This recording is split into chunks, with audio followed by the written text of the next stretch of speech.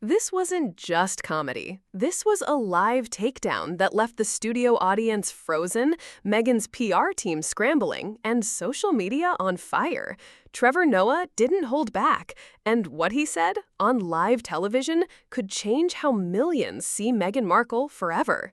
Stay till the end because what happened after the cameras stopped was even more shocking. When Meghan Markle first stepped into the royal spotlight, millions rooted for her. She was American, biracial, confident, an outsider crashing into one of the most tradition-bound institutions in the world. The fairy tale narrative practically wrote itself. A Hollywood actress marrying a prince, it felt fresh, modern, progressive. But the shine wore off fast. In the years that followed, Meghan transformed from Duchess to podcast host, from palace insider to Netflix producer, from British tabloid punching bag to American media darling, and then back again. Through Oprah interviews, magazine covers, and corporate partnerships, Meghan kept her story front and center, a woman mistreated by an outdated monarchy, a victim of racism, and a fighter for truth. But Trevor Noah, he saw through it all. Let's back up. Before the roast heard around the world, there were signs Trevor was growing tired of the endless Markle media parade. On his show, he'd already hinted at the contradiction. You moved to LA for privacy? That's like moving to Vegas for peace and quiet. But nothing compared to what happened that night. The episode was like any other. Live audience, warm lights, Trevor in a sleek suit, calm and collected. He started with light bits. US politics, Kanye being Kanye, a jab at Elon Musk. The crowd was relaxed. Then, with the smooth confidence of a sniper, he pivoted. So, Meghan Markle has another documentary coming out, Trevor said, smirking. That's right, another one. I think we're now at the part of the story where she's playing herself in the biopic. The audience chuckled. Trevor didn't flinch. Look, I respect people telling their truth, but at this point, Meghan's truth has more sequels than the Fast and Furious franchise.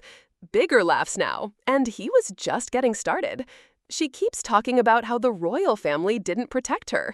You know what else they didn't do? Force you to sign a Netflix deal, or Spotify, or that weird cartoon series no one asked for. That was all you. This wasn't just comedy, it was scalpel-sharp dissection. Trevor wasn't going for cheap shots. He was pointing at something real, the growing disconnect between Meghan's public message and the brand empire she was quietly building behind it. He continued, I just think it's wild, man. You say you want to be left alone, and then you launch a 6-part documentary titled Meghan and Harry Look at Us Not Wanting Attention. The studio crowd erupted, but it wasn't all laughs. Some faces in the audience looked genuinely stunned. It was bold. Meghan had plenty of defenders in the media, in Hollywood, in activist circles. Taking her down publicly wasn't safe. But Trevor didn't care, because unlike most, he still saw his role as a comic, not a brand ambassador. Over the next 10 minutes, he delivered a masterclass in comedic takedown. The bits were funny, yes, but they carried a heavy undertone. It wasn't just about hypocrisy, it was about performance, how Meghan had mastered the language of victimhood and privilege at the same time, and how most people were too afraid to call it out.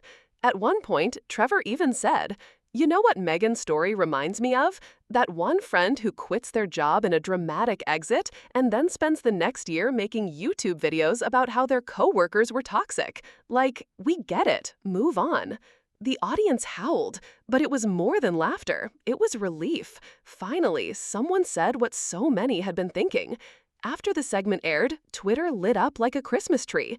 One clip, showing Trevor imitating Meghan's I just wanted to be heard monologue in a mocking British accent, hit 2 million views in under an hour. Some called it savage, others called it overdue. And while Trevor was still trending, Meghan's team was scrambling. Back at the studio, Trevor wrapped up the bit with a single line that would echo for days. Meghan, I don't hate you. I just think if privacy was your dream, you picked the wrong prince and the wrong planet. The crowd stood up. Applause thundered through the studio. Even the camera crew was clapping. By the time the credits rolled, one thing was clear. Trevor Noah had just done something rare. He cut through the media fog with one monologue, and he didn't miss. But this was just the beginning. The next morning, every major outlet was scrambling. TMZ, the Daily Mail, Variety. Twitter was already flooded with clips of Trevor Noah's segment. But it wasn't just the joke itself, it was how confidently and casually he had gone after someone who, up until now, had been practically bulletproof in Hollywood circles. For years, Meghan Markle had built a shield of narrative. She was the survivor of royal cruelty, the feminist icon, the misunderstood duchess. Critics were either sexist, racist, or part of the firm trying to silence her. It worked for a long time, but Trevor changed that. He made it acceptable, maybe even trendy, to question the script. Meghan's camp went into emergency mode. Inside Archwell's offices in Montecito, phones rang nonstop. Aides huddled over laptops. Emails flew between Meghan's publicist and her lawyers. They weren't just worried about jokes, they were worried about momentum. Because once a comedian as mainstream and sharp as Trevor Noah starts roasting you without fear of backlash, others will follow. The dam was breaking. By midday, a soft response appeared in People magazine. A source close to the Duchess said Meghan found the segment disappointing and that she wonders if Trevor misunderstood her intentions. Translation: they knew they couldn't go to war with him directly. Trevor wasn't Piers Morgan. He wasn't a cartoon villain or a conservative attack dog. He was beloved, respected, sharp, and black. Attacking him would look desperate. So they did what PR people always do: vague disappointment, no direct confrontation. But behind the scenes, Meghan was furious. Reports later claimed she had called her agent that morning and asked, why wasn't that stopped? The answer was simple. Trevor doesn't take notes from PR reps. He's not on the payroll. And unlike many talk show hosts, he doesn't rely on celebrity interviews to stay relevant. He is the brand. Meanwhile, Hollywood was split. Some execs privately admitted they thought Trevor had gone too far. One Netflix producer reportedly said, I get the comedy, but mocking her trauma? That's a tough look. But others? They were thrilled. Meghan had become exhausting, always guarded, always polished, always playing the same victim card. The industry thrives on reinvention, but Meghan's brand was stuck on loop. A former talk show writer tweeted, Trevor said what every writer's room has joked about for years. We just weren't allowed to say it on air. That tweet alone got 100K likes. And then came the celebrity reactions.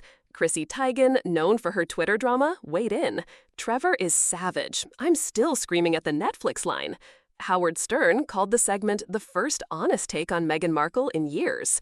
Even Joe Rogan, from the other end of the spectrum, chimed in, finally, someone had the balls. Good for Trevor.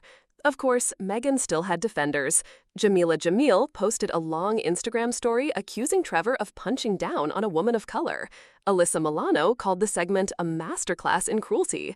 But those reactions only helped the clip spread faster. Because people weren't watching Trevor's bit and seeing cruelty. They were watching and thinking, wait, aren't he right? The public's patience was wearing thin. Meghan and Harry had left the royal family years ago. They had moved to America, launched multi-million-dollar deals, bought a mansion, hired a PR team, and turned their grievances into a content empire. But instead of evolving, the message stayed stuck. Always the same complaints, always the same villains. The royal family, the press, the public, everyone but them. Trevor's segment held up a mirror, and people didn't just laugh, they nodded. Meanwhile, Meghan's team began quietly pulling back. Scheduled interviews were postponed, a rumored second Netflix series went dark. Spotify had already axed her podcast contract months ago, reportedly due to lack of engagement. Behind the scenes, insiders whispered that Trevor's segment had thrown a wrench in Meghan's plans. She had been in talks for a new initiative, something focused on healing through storytelling. Now, executives weren't so sure. One streaming executive said anonymously, you want authenticity, and right now, Meghan's brand feels scripted. Trevor blew that wide open. Back on social media, parody accounts had a field day. A fake Netflix poster, Meghan and Harry, too, still not wanting attention. A spoofed trailer. Coming this fall, a woman who just wants to be left alone in 4K Ultra HD. Even comedians who had previously avoided the topic began riffing off Trevor's segment. It had opened the floodgates. But it wasn't just about jokes. There was something deeper shifting in the culture. For years, celebrities had hidden behind victimhood. Any criticism was hate. Any scrutiny was bullying. But Trevor's segment reminded people of an uncomfortable truth. Fame comes with a price. And if you court the spotlight, you don't get to dictate the terms. Meghan wasn't being attacked for telling her story. She was being questioned for selling it over and over again while pretending to avoid attention. And Trevor, with surgical precision, called it out. One viral comment under the clip said it best. Trevor Noah didn't destroy Meghan Markle. He just unplugged the speaker she kept yelling through. 3 days after Trevor Noah's segment aired, the buzz hadn't died. It had grown. Clips of the roast were now embedded in political commentary, celebrity gossip, and even TikTok skits.